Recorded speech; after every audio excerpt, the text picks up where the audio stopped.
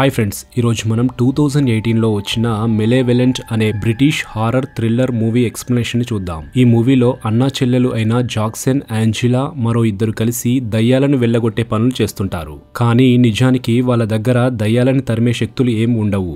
Just డబ్బులు సంపాదించడానికి వాళ్ళు అలా స్కామ్స్ చేస్తుంటారు. అయితే ఇలాంటి గ్రూప్ కి నిజంగా దయ్యాలు ఎదురైతే ఏంటి పరిస్థితి? ఆ భయంకరమైన సిచ్యువేషన్స్ నుంచి వాళ్ళు బయటపడగలుగుతారా లేదా అన్నది తెలుసుకోవాలంటే ఈ వీడియో చూడాల్సిందే. అండ్ చివర్లో వచ్చే ట్విస్ట్ ని మనం అస్సలు ఊహించలేం. ఇక ఆలస్యం చేయకుండా మూవీలోకి వెళ్ళిపోదామా? నా పేరు ప్రశాంత్ కార్తిక్, మీరు చూస్తున్నారు cinema my world. Let's get started.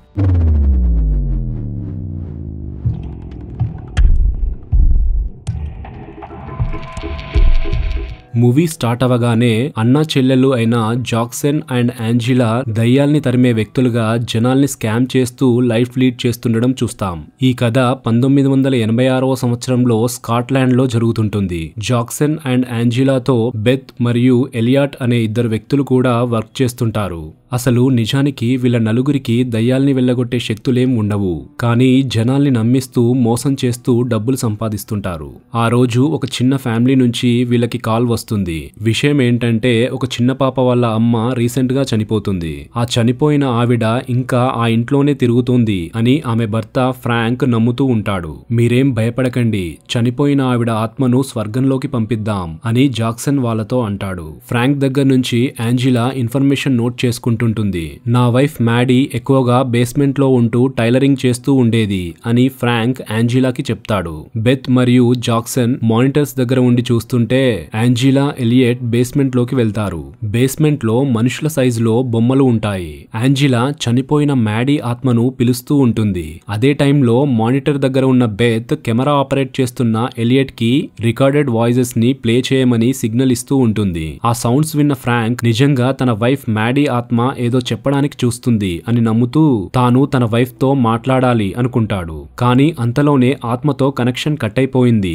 ఆమె ఈ ఇంటిని విడిచి వెళ్లిపోయింది అని యాంజిలా చెప్తుంది. అయితే బేస్మెంట్ లోంచి పైకి వచ్చే ముందు యాంజిలా అక్కడున్న బొమ్మల్ని చూస్తూ ఉంటుంది. అంతే, సడన్ గా ఒక బొమ్మకి ప్రాణం వచ్చిన దానిలా యాంజిలా ముందుకు వస్తుంది. యాంజిలా షాక్ అయి వెనక్కి పడిపోతుంది. తన ముక్కులోంచి బ్లడ్ కారుతూ ఉంటుంది.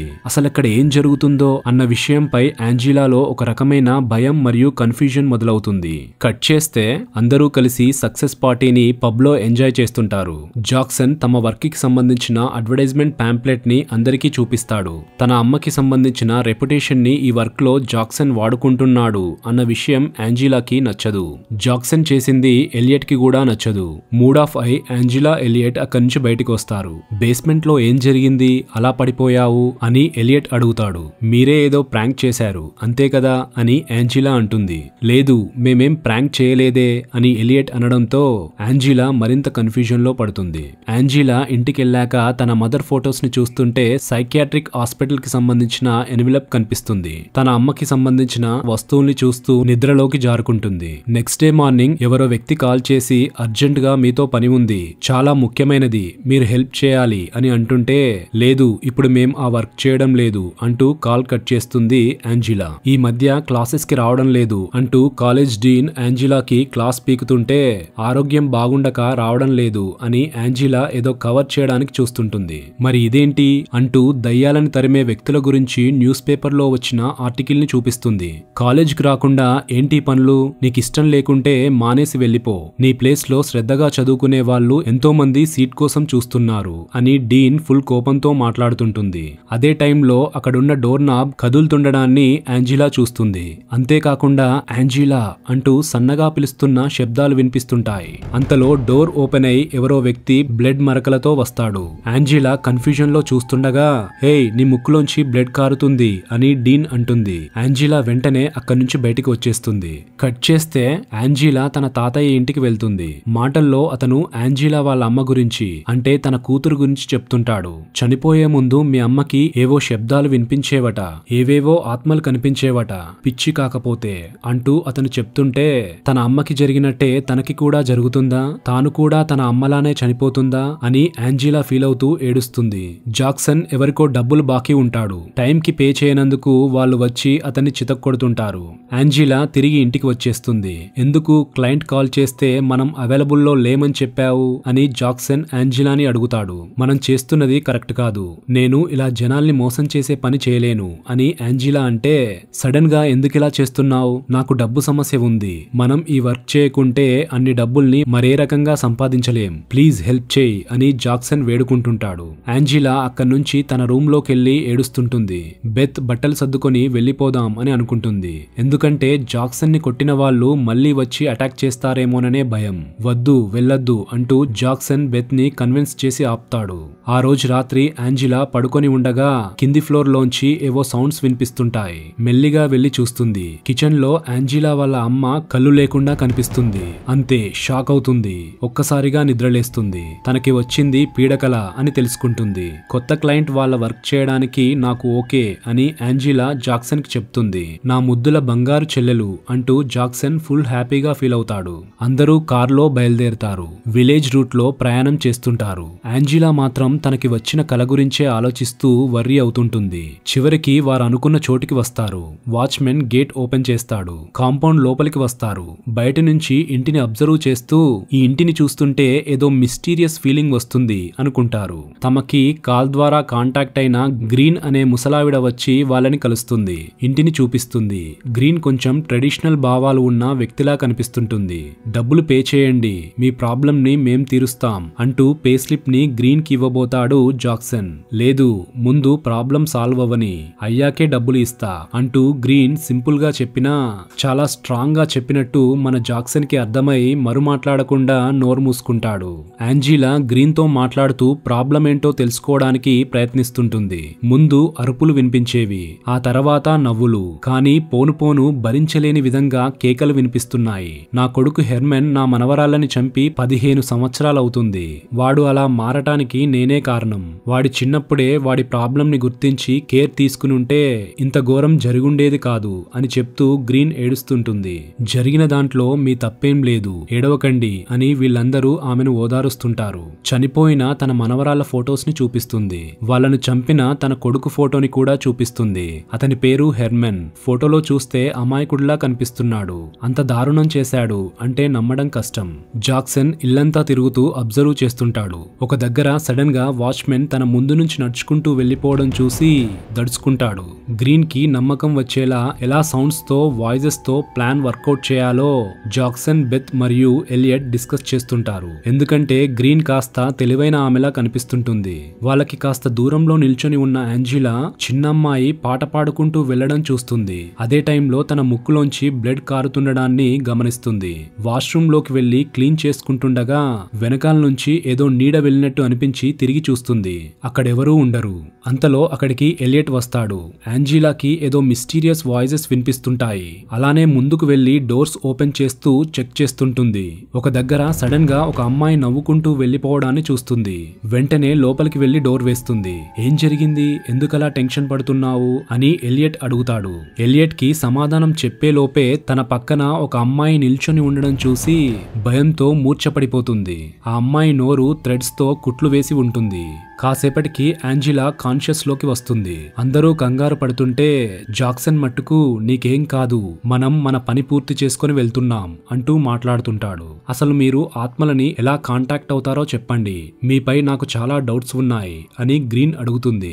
జాక్సన్ ఎక్స్ప్లెయిన్ చేయడానికి ప్రయత్నిస్తాడు. కానీ గ్రీన్ అతను చెప్పేది అంతగా బిలీవ్ చేయదు. అసలేం జరిగింది, సడన్ గా అలా పడిపోయావు అని ఎలియట్ అడుగుతాడు. తాను చూసింది చెప్తే ఎలియట్ నమ్మడని ఏం లేదులే అని యాంజిలా టాపిక్ డైవర్ట్ చేయడానికి చూస్తుంది. నువ్వంటే నాకు చాలా ఇష్టం, ఎప్పటినుంచో చెప్పాలనుకున్నా అంటూ యాంజిలాపై ఉన్న ఇష్టాన్ని వ్యక్తపరుస్తాడు ఎలియట్. యాంజిలా ఇల్లంతా చూస్తూ వెళ్తుంటే ఎలియట్ వెనకాలే కెమెరాతో ఫాలో అవుతుంటాడు. జాక్సన్, బెత్ మరియు గ్రీన్ మానిటర్స్ ముందు కూర్చొని చూస్తుంటారు. అమ్మాయిల ఆత్మల్ని పిలుస్తూ యాంజిలా రూమ్స్ అన్ని తిరుగుతుంటుంది. కానీ ఆత్మల నుంచి రెస్పాన్స్ ఏం రాదు. ఒక దగ్గర బొమ్మ దొరుకుతుంది. యాంజిలా దాన్ని టచ్ చేసినప్పుడు విచిత్రమైన ఫీలింగ్ కలుగుతుంది. ఉంటుంది. వెంటనే అక్కడి నుంచి హాల్వే ద్వారా బయటికి వచ్చి చూస్తుంటే ఒక అమ్మాయి నిల్చుని ఉండడం కనిపిస్తుంది. తన దగ్గరున్న ఫోటోని చూసి ఆ అమ్మాయి ఎవరో గుర్తుపడుతుంది. అయితే ఆ అమ్మాయి ఆత్మ యాంజిలాకి మాత్రమే కనిపిస్తుంటుంది. ఎలియట్ కి అండ్ అతని కెమెరాకి కనిపించదు. ఆ అమ్మాయి వెళ్తుంటే యాంజిలా ఎలియట్ ఫాలో అవుతూ వెళ్తారు. అలా వెళ్తుంటే ఒక దగ్గర ఫ్లోర్ విరిగిపోయి ఎలియట్ లోపల పడిపోతాడు. జాక్సన్ వచ్చి చెక్ చేస్తాడు. కావాలనే చేస్తున్నారనుకున్నా, నిజంగానే పడిపోయారా అంటూ నిచ్చెన తీసుకొస్తాడు. ఎలియట్ కోసం లోపలికి దిగుతారు.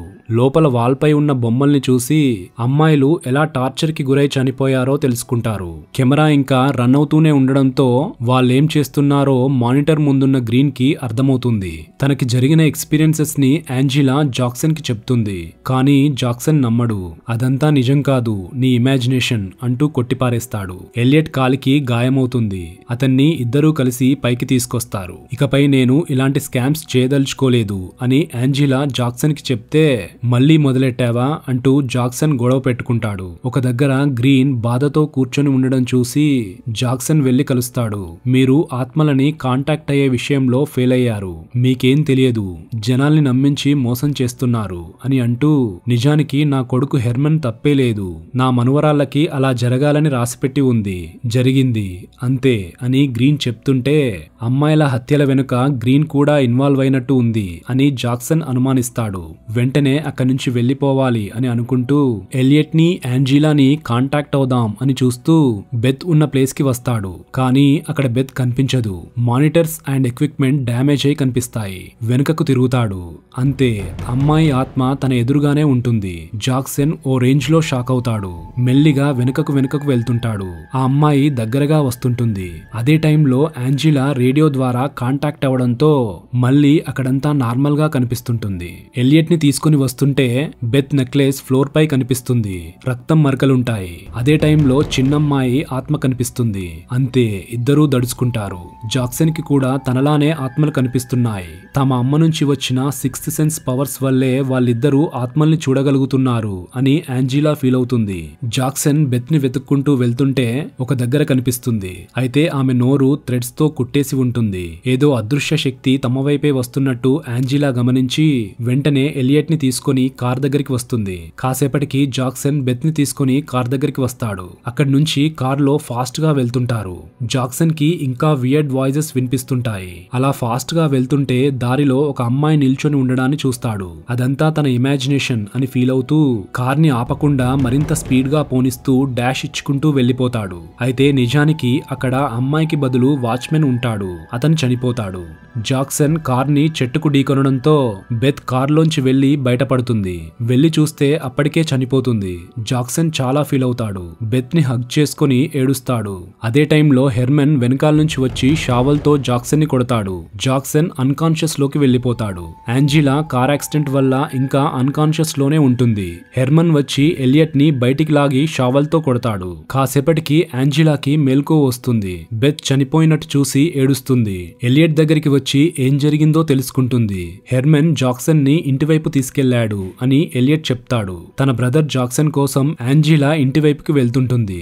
జాక్సన్ ని చేరికి కట్టేసి హింసించాలని హెర్మన్ అండ్ గ్రీన్ చూస్తుంటారు. ఇంటి ముందు నిల్చొని ఉన్న అమ్మాయి ఆత్మ యాంజిలాకి దారి చూపిస్తుంటుంది.